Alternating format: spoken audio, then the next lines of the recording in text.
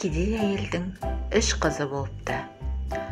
Солардың қарнын тойдырып, киіндіріп, қатарынан кем қылмай өсіру үшін әйел күндіз-түні тыным таппай еңбектеніпті. Қарлығаштың балапанындай қауырсындары қатып, қыздар бой жетеді. Бір күні әйел қыздарын қасына шақырып былай дейді: "Қыздарым менің, бүгінгі күні міне бой жетіп, тұрмыс құратын жақсыға жеттіңдер. Мен сендерді қанаттыға қақтырмай, тұмсықтыға шоқтырмай өсірдім. Сендер үшін түн демей, күн демей еңбек еттім. Ал енді өз теңдеріңді тапсаңдар, ақ батамды беремін. Менің көзімнің тірісінде тұрмыс құрыңдар" дейді. Ай жүзді аруларға елдің көз түспей қойсын ба? Бірінен соң біріне құда түсіп, бірінші үлкен қызы, екінші ортаншы қызы, үшінші кенже қызы ұшқан ұясын тастап, әрқайсысы өз алдына тұрмыс құрады. Әйел де қартайып босағасында жалғыз қалады. Ермегі елгезек тиын ғана. Көңілін қайғы басса, жер тарқатып әңгімелесетін де сол тиын екен. Осылай күн артынан күндер өтеді. Бірде кемпір науқастанып, төсек тартып жатып қалады. "Досым тиын, сен қыздарыма хабар жеткіз, көзімнің тірісінде бақылдасып қалайын." Тиын ең алдымен кемпірдің үлкен қызына келіп, оның тілегін жеткізеді. "Тиын, армысың үлкен қыз?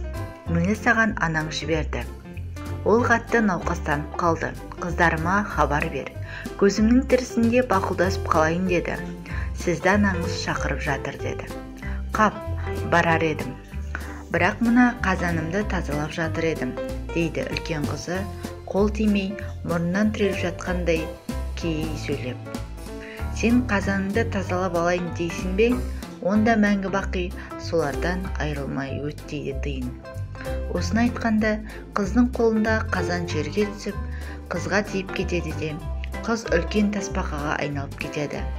Тиын енді ортаншы қызға жетіп, анасының хабарын айтады. "Тиын, армысың ортаншы қыз? Мені саған анаң жіберді. Ол қатты науқастанып қалды. Қыздарыма хабар бер, көзімнің тірісінде бақылдасып қалайын деді. Сізді анаңыз шақырып жатыр" дейді. "Ойпырмай, анама қазір-ақ шауып жетер едім-ау. Бірақ жәрмеңкеге мата тоқып апаруға үлгере алмай жатқаным" деп кейінге сыңай танытады. Тиын ызаға булығып, "Мата тоқып жатыр едім дейсің бе? Онда мәңгі бақи соны тоқып өт" дейді де жүріп кетеді.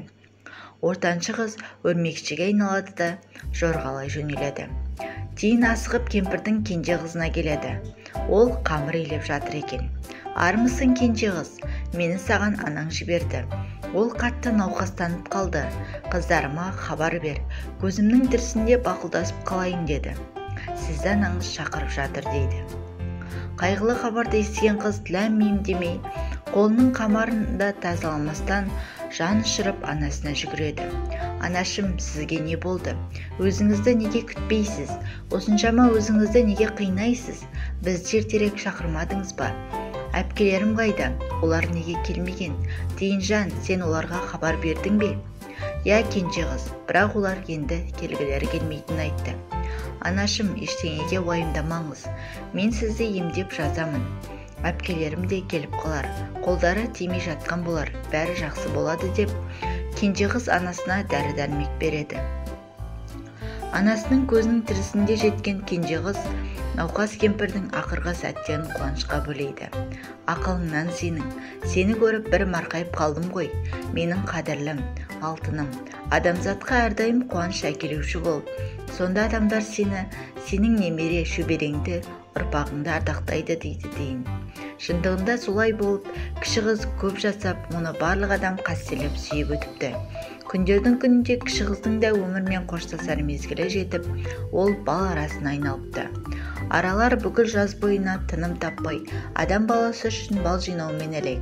Қай уақытта қарасаң да, оның алдыңғы екі аяғы тәтті қамырға малулы.